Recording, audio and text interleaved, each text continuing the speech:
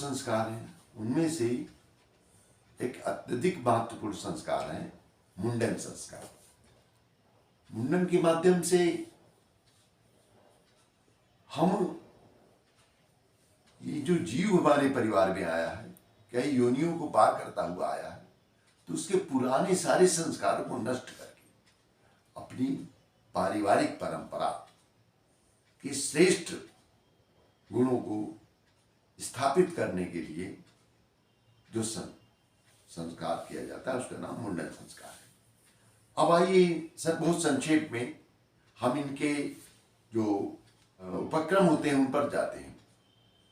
बच्चे में कुछ संस्कार हटाने हैं तो वो किस तरह हटाए जाएं, इसके लिए पवित्रता और स्निग्धता के प्रतीक गाय के दूध और दही के द्वारा बालों का लेपन किया जाता है, बालों को मुलायम बनाया जाता है। और इस प्रकार से हम एक पवित्र वस्तु का महत्व समझते हैं। इसके उपरांत मस्तिष्क में अपार संभावनाएं होती हैं, तो उन संभावनाओं को साकार करने के लिए, जागृत करने के लिए बच्चे के बालों को कुश और कलावा के माध्यम से 3 भागों में बांटा जाता है। प्रथम भाग सृजन के प्रतीक ब्रह्मा के रूप में, दूसरा पोषण के प्रतीक विष्णु के रूप में, और तीसरे नियंत्रण के देवता के प्रतीक के रूप में भगवान शंकर की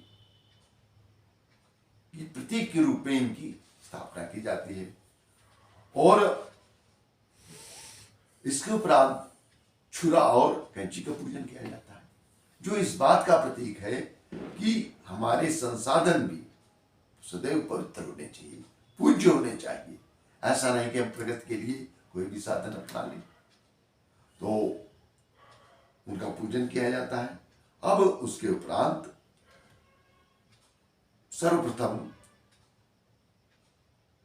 अवांछनीयता के निराकरण के हेतु उन तीनों कैंची के द्वारा इन तीनों ग्रंथियों को पहले काटा जाता है और फिर छुरे के माध्यम से सारे बालों को साफ कर दिया जाता है, और ये प्रतीक माना जाता है कि सारे पुराने संस्कार नष्ट हो गए। और बच्चे को नहला धुला करके शिखा का पूजन कराया जाता है, ताकि परिवार के लोगों के द्वारा, ताकि उनको भी महसूस हो श्रेष्ठ विचारों का क्या महत्व होता है। और मस्तिष्क में स्वास्तिक बनाया जाता है, स्वास्तिक बना करके उसका पूजन किया जाता है। नवीन वस्त्रों को नए गुणों के रूप में मान्यता प्रदान करते हुए उनका पूजन किया जाता है और बच्चों को नए कपड़े पहनाए जाते हैं। इस क्रम में श्रेष्ठ विचारों के प्रतीक के रूप में शिखा, स्वास्तिक, नए वस्त्र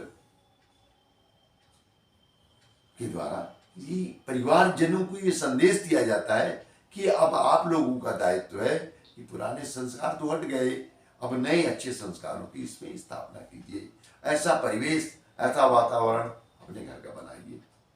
और बाद में यज्ञ अग्नि को भगवान का मुख कहा गया है, तो देवताओं को यज्ञ के माध्यम से आहुतियां अर्पित करके हम उनसे सद्भावना और आशीर्वाद की कामना करते हैं।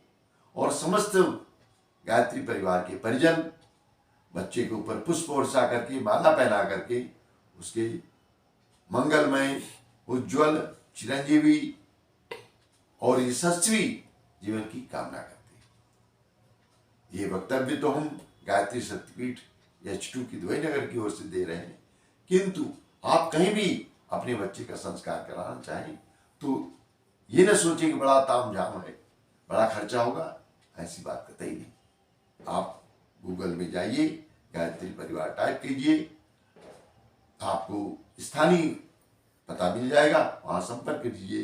बिना किसी विशेष दक्षिणा के, बिना किसी तामझाम के आपके बच्चे का सुंदर, बड़े अच्छे वातावरण में संस्कार संपन्न करा दिया जाता है। इसका लाभ अवश्य उठाइए। मित्रों, ये वीडियो आपको कैसा लगा? आप अपने सुझाव अवश्य दें।